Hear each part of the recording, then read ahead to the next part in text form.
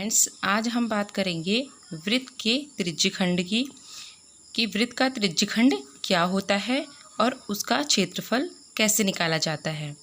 यहाँ पर हम area of sector of a circle निकालना सीखेंगे। अब यहाँ पर हम देखते हैं कि यहाँ पर आपको एक पिक्चर दिखाई दे रही है। इस तरीके की वृत्तनुमा एक आकृति यहाँ पर है। इसको आप समझ सकते हैं कि एक रोटी है, या इसको आप समझ सकते हैं कि एक पिज्ज़ा है, या समझ सकते हैं कि ये एक क्या है, केक है।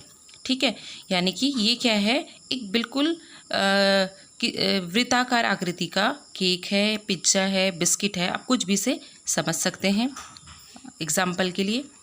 तो ये क्या है, इसका आकार कैसा है, एक वृत्त की तरह है। अब यहाँ पर आप देखिए कि माना कि अगर ये एक पिज़्ज़ा हो और या ये एक केक हो, तो हमने क्या करना है, इसका एक टुकड़ा हमने निकालना है। ठीक है, हमने इस तरीके से कट करके बीचों बीच इसका जो यह केंद्र, जिसे हम कहते हैं बीचों बीच केक का केंद्र जो है वो है, यहाँ पर हमने शो किया हुआ है। और यहाँ से आप यहाँ से इसकी परिधि तक की दूरियाँ कहीं से भी लेंगे केंद्र से, वो क्या होती हैं, बराबर होती हैं। इससे पहले वाली वीडियो में मैंने आपको बताया था कि वो क्या कहलाती है, त्रिज्या कहलाती है। केंद्र से इसकी परिधि तक जो भी दूरियां होती हैं वो सारी क्या होती हैं, बराबर होती हैं। तो यहाँ पर हमने इसका एक पीस इस तरीके से निकाल लिया, जिस तरीके से मैंने फिगर में दिखाया हुआ है। तो ये जो पीस है छोटा सा, अगर हम इसको अलग कर दें, सेपरेट कर दें, तो ये जो चित्र है, ये वाला चित्र वो इस तरीके का दिखाई देगा आपको। ठीक है, हमने इससे निकाल लिया। तो ये हमने इसको बीच वाला केंद्र O है, ये A है और ये क्या है, B है। ठीक है, तो इस तरीके से ये चित्र दिखाई देगा। तो इसी को हम क्या कहते हैं, त्रिज्यखंड कहते हैं। जो ये वाला चित्र है ये त्रिज्यखंड है। इसके बाकी जो रेस्ट बचा है वो भी एक त्रिज्यखंड है। अब यहाँ पर त्रिज्यखंड जो हैं दो प्रकार के हैं, एक है लघु त्रिज्यखंड और एक है दीर्घ त्रिज्यखंड। यहाँ पर जो शेडेड एरिया आपको दिखाई दे रहे हैं वो क्रमशः लघु त्रिज्यखंड, माइनर सेक्टर और ये है हमारा मेजर सेक्टर। इसको हम दीर्घ त्रिज्यखंड बोलते हैं। अब यहाँ पर हमने अगर त्रिज्यखंड की डेफिनेशन देखनी है, सेक्टर की डेफिनेशन देखनी है, तो यहाँ पर हम कह सकते हैं कि वृत्त का एक जो चाप है और दोनों त्रिज्याओं से घिरा भाग त्रिज्यखंड कहलाता है। ठीक है, हम यहाँ पर लघु चाप अभी नहीं कहेंगे, क्योंकि जो लघु चाप होता है आपका वो क्या कहलाता है, लघु त्रिज्यखंड। ठीक है, तो वृत्त का एक चाप और दोनों त्रिज्याओं से घिरा भाग त्रिज्यखंड कहलाता है, चाहे वो क्या हो, लघु हो या दीर्घ हो। अब यहाँ पर कितने प्रकार के त्रिज्यखंड होते हैं, दो प्रकार के। तो सबसे पहले हम बात करते हैं लघु त्रिज्यखंड की। जो ये वाला शेडेड एरिया है वो लघु त्रिज्यखंड है। ठीक है, तो वृत्त का लघु चाप, ये लघु मीन्स छोटा चाप, और दोनों त्रिज्याओं के मध्य घिरा भाग लघु त्रिज्यखंड कहलाता है, माइनर सेक्टर कहलाता है।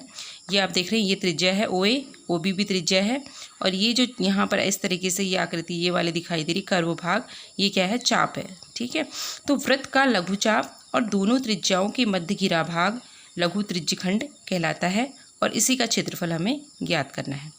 अब बात करते हैं दीर्घ त्रिज्यखंड की। दीर्घ त्रिज्यखंड वृत्त का दीर्घ चाप, यानी कि जो बाकी बचा हुआ चाप, और वृत्त की दोनों त्रिज्याओं के मध्य का जो भाग है वो दीर्घ त्रिज्यखंड कहलाता है। और एक बात आपको यहाँ पर नोट कर लेनी है कि वृत्त के केंद्र पर कितने डिग्री का कोण बनता है हमेशा, यानी एक बिंदु के चारों ओर कितने डिग्री का कोण बढ़ता है, 360 डिग्री का, क्योंकि इसका उपयोग यहाँ पर होने वाला है। अगर हम यहाँ पर देखें कि अगर ये कोण मैंने बनाया है, अगर ये 30 डिग्री है, 30 डिग्री है, तो बाकी का जो कोण होगा वो कितना होगा, 360 में से हम उसे घटा देंगे 330 डिग्री। तो इस तरीके से भी यहाँ पर अभी आप करेंगे। तो अब मुझे ये जो है वृत्त, लघु त्रिज्यखंड और दीर्घ त्रिज्यखंड मैंने आपको समझा दिया है। तो मैं आशा करती हूँ कि आपको ये समझ आ गया होगा। अब हम क्या करते हैं, इसे और ज़्यादा क्लियर करते हैं, इसके क्षेत्रफल कैसे ज्ञात करते हैं, अब हम वो देखते हैं। अब यहाँ पर आप देख रहे हैं कि यहाँ पर ये जो मैंने पहले वाली पिक्चर बनाई है उसमें यहाँ पर आप देख सकते हैं कि ये एक वृत्त है, इसका केंद्र O है, और यहाँ पर OA और OB त्रिज्या है, और ये लघु चाप है। ठीक है, तो ये जो है समझ लीजिए कि आप मतलब और अच्छे से समझने के लिए समझ सकते हैं कि माना ये केक है। ठीक है, हमने इस केक का एक पीस निकाल लिया जो इस तरीके का था। अब इसका हमें क्या करना है, क्षेत्रफल ज्ञात करना है। अब आप देख सकते हैं कि जब ये उसी केक में जुड़ा हुआ था ये पीस, तो यहाँ पर ये क्या कर रहा है, थीटा एंगल बना रहा है, केंद्र से थीटा एंगल बना रहा है। थीटा मतलब कि यहाँ पर 10 डिग्री, 20 डिग्री, 30 डिग्री, 40 डिग्री, कोई भी एंगल यहाँ पर हो सकता है। तो यहाँ पर अगर ये थीटा एंगल बनाता है, कॉमनली हम थीटा ले लेते हैं, थीटा अगर एंगल है हमारा, कोण बनाता है, तो अब इसका क्षेत्रफल आपको ज्ञात करना है। क्षेत्रफल का मतलब क्या है, ये शेडेड पोर्शन जितना भी इसने घेरा है आपको ये ज्ञात करना है। अब आपको मैंने पहली वीडियो में ये बताया हुआ है कि वृत्त का क्षेत्रफल आप कैसे ज्ञात करते हैं, तो इससे अगर इसका वीडियो भी आपको देखना हो तो डिस्क्रिप्शन बॉक्स में आप जाकर देख सकते हैं, उसका लिंक वहाँ पर शेयर है। कि वृत्त का क्षेत्रफल पाई आर स्क्वायर होता है, जहाँ आर क्या होती है, त्रिज्या होती है। ठीक है, ये यहाँ से यहाँ तक की त्रिज्या है, ये इसका केंद्र है अगर, तो ये क्या है, इसकी त्रिज्या है, और इधर भी ये क्या होती है, त्रिज्या होती है। ठीक है, यहाँ भी आप मेंशन कर सकते हैं कि ये भी क्या है, त्रिज्या है, और यहाँ पर ही बीच का कोण बन रहा है इन दोनों के बीच। और वृत्त के केंद्र पर बना कोण कितने का होता है, 360 डिग्री का। अब आप ये देख सकते हैं, अगर हमें इस पूरे वृत्त का अगर क्षेत्रफल निकालना हो तो आप देख सकते हैं कि वृत्त का केंद्र पर 360 डिग्री का कोण बनता है। तो 360 डिग्री के लिए वृत्त का क्षेत्रफल कितना होगा, पूरे वृत्त का, पाई आर स्क्वायर। ठीक है, तो फिर 1 डिग्री पर वृत्त का क्षेत्रफल कितना होगा, इतना बट्टे 360, यानी पाई आर स्क्वायर बट्टे 360 डिग्री। या इसको हम ऐसा कह सकते हैं, 1 डिग्री पे निकालना है तो पाई आर स्क्वायर ऐसे ही रहेगा, 1 बट्टे 360 डिग्री। अब थीटा डिग्री पे अगर हमें वृत्त का क्षेत्रफल निकालना है थीटा के लिए, तो थीटा बट्टे 360, ठीक है, गुणा पाई आर स्क्वायर। तो एक छोटे से इस त्रिज्यखंड का क्षेत्रफल कितना निकलता है, थीटा डिग्री बट्टे 360 और पाई आर स्क्वायर। यहाँ पर थीटा 60, 65 जो भी आपका थीटा हो वो रख सकते हैं। इससे रिलेटेड हम अभी एक सवाल भी करेंगे, उससे आपको क्लियर हो जाएगा। अब ये है लघु त्रिज्यखंड माइनर सेक्टर का क्षेत्रफल, थीटा अपॉन 360 गुणा पाई आर स्क्वायर।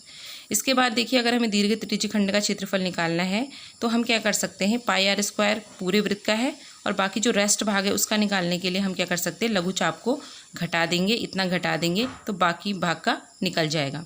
ऐसे भी आप निकाल सकते हैं। और अगर आप सूत्र का प्रयोग करना चाहें तो थीटा अगर आपका यहाँ पर दे रखा है कुछ, अगर 30 दे रखा है तो बाकी कितना है, 330 डिग्री हो जाएगा। तो यहाँ पर 360 माइनस थीटा बट्टे 360 डिग्री, ठीक है, और उसके बाद गुणा पाई आर स्क्वायर। इससे भी निकाल सकते हैं और इससे भी निकाल सकते हैं, आप इन दोनों से इनको निकाल सकते हैं। अब हम यहाँ पर एक क्वेश्चन हल करेंगे, उससे आपको क्लियर हो जाएगा कि प्रश्नावली 12.2 का पहला प्रश्न, जो कि त्रिज्यखंड के क्षेत्रफल से संबंधित है। ये कक्षा 10 का एक चैप्टर है जो कि बहुत इम्पोर्टेंट है और ये बोर्ड एग्ज़ाम में आता भी है। तो पहला क्वेश्चन यहाँ पर करेंगे हम। इससे पहले मैंने आपको त्रिज्यखंड का क्षेत्रफल निकालने वाली एक वीडियो भेजी थी, तो उसमें क्या है, जो भी उसका लिंक था वो इसके डिस्क्रिप्शन बॉक्स में मैंने शेयर किया हुआ है, आप देख सकते हैं। तो यहाँ पर पहला प्रश्न लेते हैं कि 6 सेंटीमीटर त्रिज्या वाले वृत्त के एक त्रिज्यखंड का क्षेत्रफल ज्ञात कीजिए जिसका कोण 60 डिग्री है।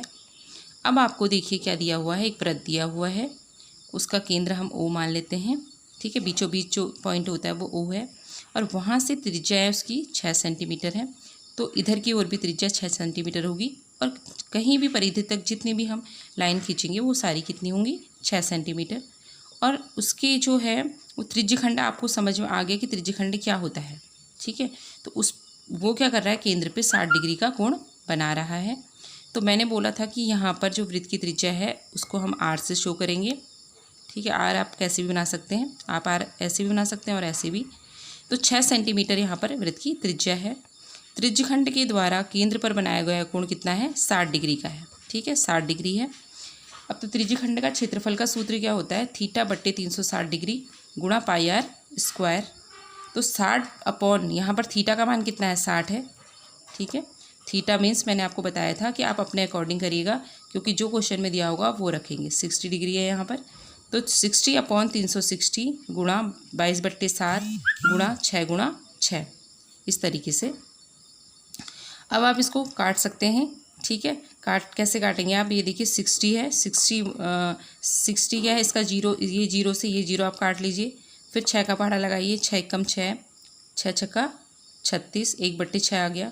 फिर आप यहाँ देखिए 6 कम 6, 6 कम 6, ये कट गया। तो यहाँ पर 1 आ गया, ठीक है। 1 से 1 को भाग दो, 1 आता है, 1 को 1 से गुणा करो, 1 आता है, तो ये सब 1 है। अब बचा है हमारे पास 22/7 गुणा 6, तो 6 दूनी 12, 6 दूनी 12 और 1 13/7। इसको आप दशमलव में भी निकाल सकते हैं 3 अंकों तक। मैंने अभी ऐसे ही रहने दिया यहाँ पर सेंटीमीटर स्क्वायर। तो इस प्रकार आप देख सकते हैं त्रिज्यखंड का क्षेत्रफल। और क्षेत्रफल को मैंने आपको बताया है कि हमेशा सेंटीमीटर स्क्वायर में लिखते हैं, या हम इसे लिखते हैं वर्ग सेंटीमीटर, ठीक है। इसे हम लिख सकते हैं वर्ग सेंटीमीटर, ठीक है, क्योंकि इसकी यूनिट होती है वर्ग सेमी। इस तरीके से आप इसको करेंगे।